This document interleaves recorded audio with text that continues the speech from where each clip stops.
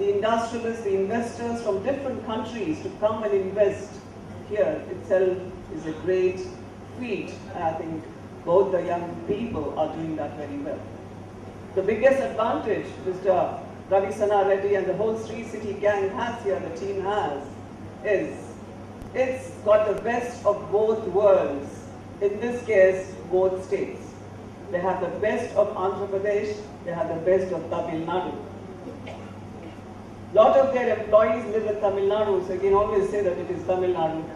And when the work is going on here, you can always say he's in Andhra Pradesh. He has the best of everything because there is a port, the Krishnapatnam port in Andhra Pradesh, and the other nearest port is the Chennai port. So he has two ports. Two international airports, one in Tirupati and the other in Chennai again. And the best thing these people have done today is they have employed and also employment for youth.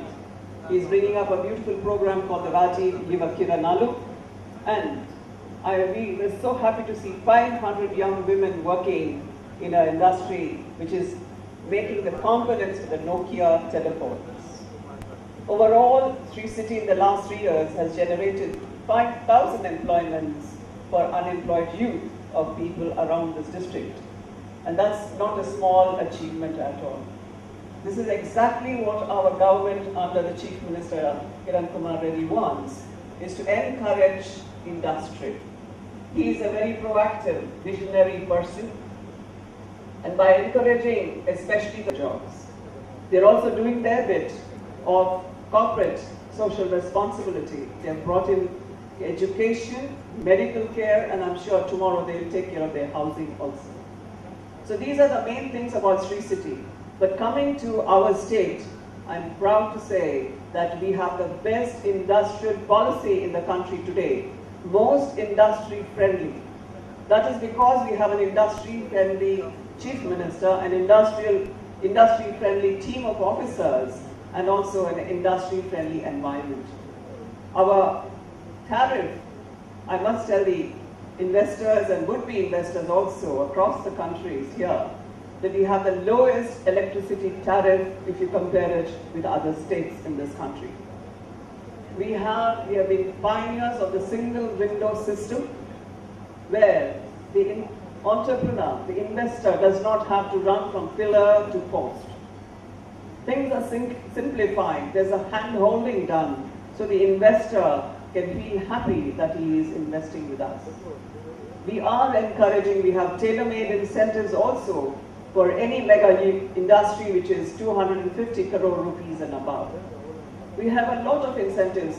I don't want to take too much of our time because I don't want to be coming in between the main speaker today, our Chief Minister, and you, but I'm so tempted as the Minister for Industries to say how proud I feel, because the another thing I would like to remind or inform the gathering here is when our Chief Minister took over, in the very first meeting he conducted, which is called the State Investment Promotion Board, that is the SIPB, he cleared 25,000 crores of industry in one go, in one meeting, in one sitting.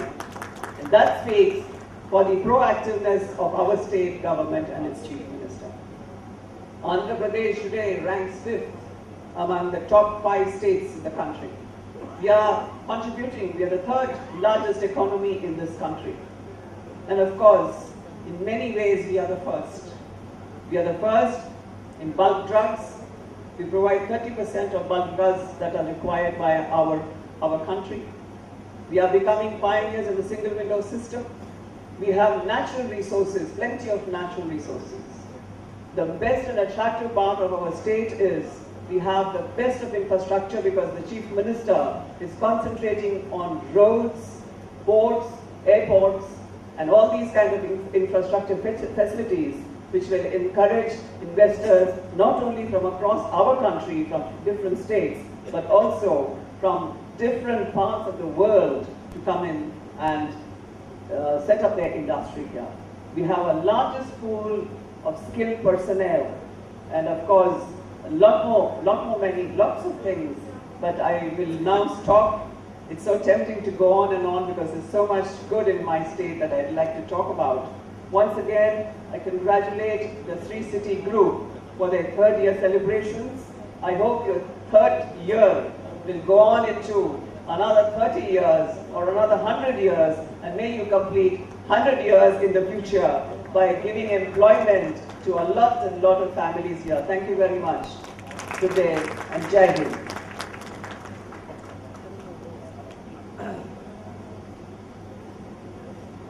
Thank you very much, ma'am. Recently, a series of socio-economic reports have been made. Kiran Kumar Reddy will now address the gathering.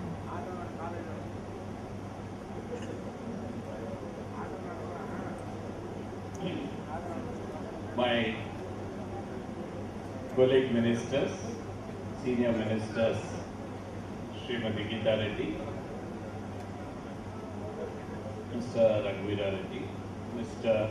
Anand Ramnayan Reddy, the local MLA, Srimati Hemalata Garu, the local MP, Mr. Chinta Mohan, TTD Board Chairman, Mr. Bhagaraju, my fellow MLA, Shah Jahan, and Minister and Industrialist, Srimati Galla Aruna Kumari, all the industrialists here, people from the surrounding areas who have made SriCity a reality. I think it was a long journey. Me being involved, me and Raghuvira Reddy being involved in this long journey from the first day, from the first thought they got that they should have an SEZ here. I think there was a lot of resistance from the farmers here. It is but natural when the livelihood of someone is being taken away, when the land on which he lives and which he dies, that is the only asset a poor person has, whether it's a labor or a farmer. It is very dear to him. It's a part of his family. He would not like to part with it for anything. That is the type of love and affection a farmer or a farm labor has towards the land. Because that is the only livelihood which he knows. He's not educated, most of them live in rural areas. They live on it. They try to do their best livelihood through the lands. It was very difficult for us to convince them that you will have to part with your land.